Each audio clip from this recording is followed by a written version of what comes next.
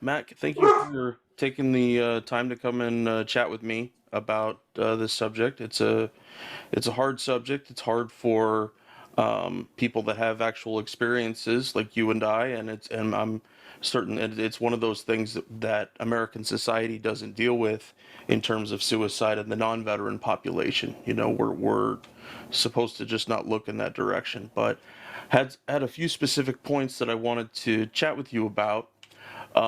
This is a quote of yours from, I think it was towards the end of the long email that you sent me from yesterday. It's a quote: Yeah. as an aside, one of the things I have struggled with the most in this advocacy over the last decade has been getting people to understand the difference between active component military and veterans.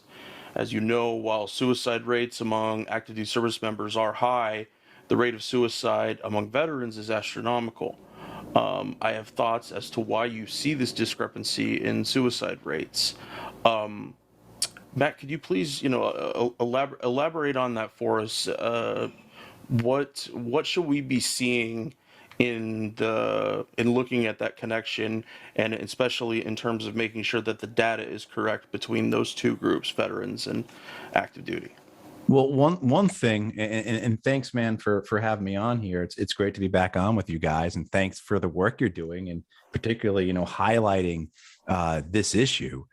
Um, one of the I think one of the first things is just how easily people outside the veteran and military community confuse the two demographics, confuse active duty, confuse veterans, and then of course then you have a whole other demographic where you have reserve and National Guard as well. You see this quite often. I got into an argument with Vanity Fair and Sebastian Younger about 7 years or so ago about this very thing. And their response to me, as I was writing to them saying, look, your information on veteran suicide is incorrect, was to send me data about active duty suicides. Right. I mean, just to confuse the two, I think a lot of your audience, of course, is military or veteran. And I think they understand the distinction quite well. But I think for the general public, that distinction is not clear. And when it comes to suicides, understanding how veterans are impacted so severely by suicides, I think a lot of us in the military understand, because you're no longer in the bubble, so to speak. You're no longer on the team. You're out on your own. I mean, so all that support that comes from being in a unit, from having, your brothers and sisters in uniform, right? I mean, it's not the support that comes from your battalion medical officer or No. your company commander or your first sergeant, right? Or the chaplain. It's from the people, your buddies, the people on your left and right, the guy or gal, you bunk with, so that type of understanding is lost. And then the idea experience so many of us have, of leaving the military and then, okay, I'm not in that bubble any longer. And I don't mean to use that term bubble pejoratively, just probably the easiest thing that's coming to mind right now in terms of describe it, right? So I think it's that difference that, okay, this can explain why you see a lot more veteran suicides than you do active duty suicides. In terms of the active duty rate, yes, the active duty rate for suicide for years. And we have to remember, though, it wasn't until the year 2000 that the Department of Defense actually started collecting data in a cogent and combined manner across all services. It wasn't until the year 2000 they started doing that, or 2001. Before that, it was up to the services how they collected the data. So you had discrepancies. It wasn't uniform. And so we've only had data on active duty suicides, really good data that we can utilize, I think, in a fair manner, in a consistent manner for the last 20, 22 years.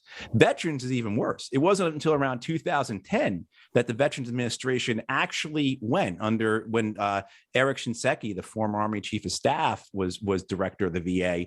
Well, he actually said, this is nonsense. This is crazy.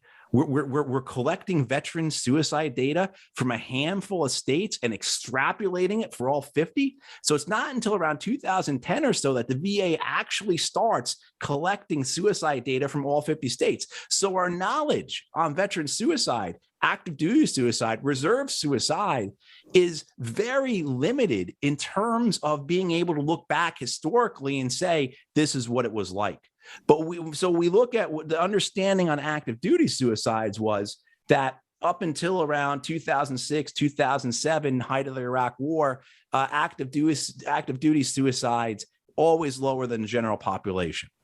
Around that time of 07, 08 or so, active duty suicides start to become comparable. And now we're at a point where active duty suicides are higher than the general population. And I have some thoughts on to why that is. And veterans, though, it's always been clear, even when the data wasn't being collected, that suicides were much greater. We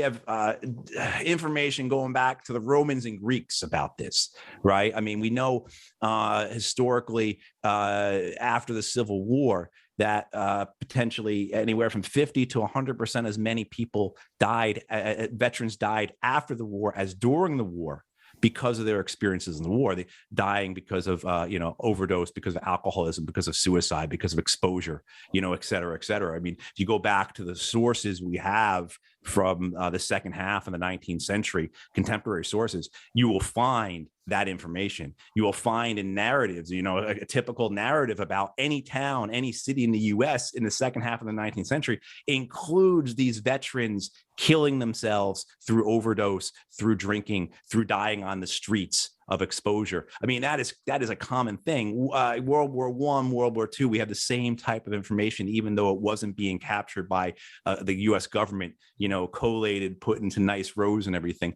We know this. Look, we know that during the World War II, the US Army was institutionalizing between 300 and 400,000 men every year during World War II.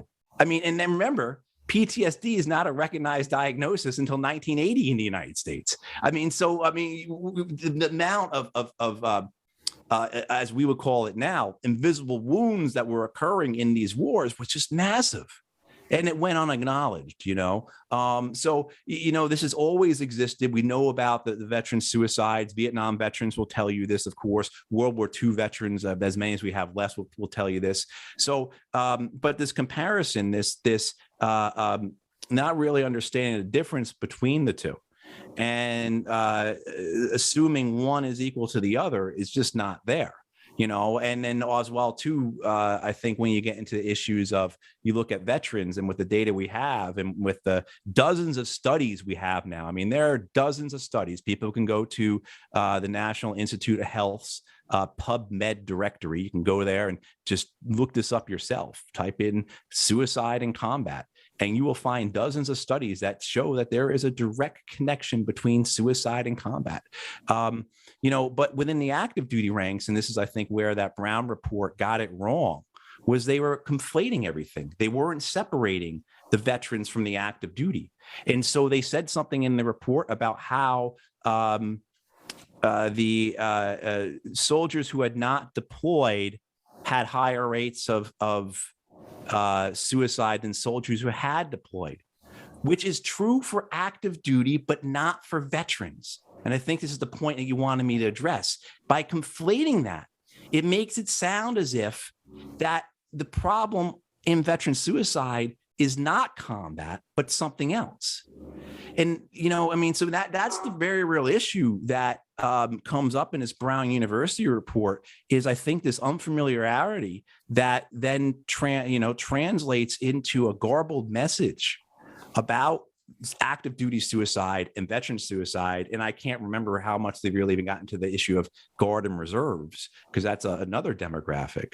But, I think you can explain the active duty suicide rates, including the fact that, yes, among active duty service members, there are higher rates of suicide among those who have not deployed than who have deployed. But again, when you look at the veteran suicide data, it's completely the opposite. And the veteran suicide rate is much, much higher than the civilian population. I mean, much, much higher than the active duty population. And among veterans, the rate of suicide among those who have deployed is higher than those among those who have not deployed. That's higher than the general population for veterans. And then among veterans that have seen combat, it is much higher than the rate of suicide among veterans who had deployed, right? So there is a hierarchy, if you will, in terms of the risk of suicide in our veteran community based upon whether or not they have deployed, and then based upon, again, whether or not they have experienced combat. And I apologize for my dogs, everyone. It's as I was saying before, they haven't gotten a walk today, and it's about an hour and a half before dinner, so the panic is setting in. So I'm sorry for any canine interruptions. I wanna hone in on something specific that you had included in your dialogue with the Coastal War people. And you talked about how, and this was specific to a specific Marine battalion, but I think there's larger questions there.